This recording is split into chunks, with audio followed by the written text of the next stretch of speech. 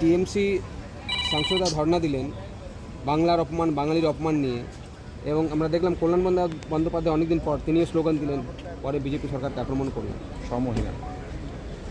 দেখুন, বাংলার মনীষীদের, বাংলার স্বাধীনতা সংগ্রামীদের, বিপ্লবীদের, নেতাজি সুভাষচন্দ্র বসুকে যদি অপমানিত সবচেয়ে বেশি কেউ করে থাকে তার নাম হচ্ছে কংগ্রেস, আর তারই গর্ভ থেকে জন্ম নেওয়া তৃণমূল কংগ্রেস। বাংলা কিংবা বাঙালির অপমান হচ্ছে রোহিঙ্গাদের সরানোর কথা নয়, বাংলাদেশের জিহাদিদের সরিয়ে দেওয়ার কথা, আর সেটাতে ওরা বলছেন বাংলার অপমান। তবে অনেকদিন পরে কল্যাণ বন্দ্যোপাধ্যায়কে আমার দেখে ভালো লাগলো, স্লোগান দিচ্ছিলেন, তিনি সম্মান ফিরে পেয়েছেন, সবাই যদি ওনাকে মেনে নেন তাহলে আরও ভালো লাগবে। দাদা, আরেকটা বিষয় হচ্ছে যে আজকে কল্যাণ বন্দ্যোপাধ্যায় তিনি অভিষেক বন্দ্যোপাধ্যায়ের জন্য তিনি যথেষ্ট সওয়াল করলেন।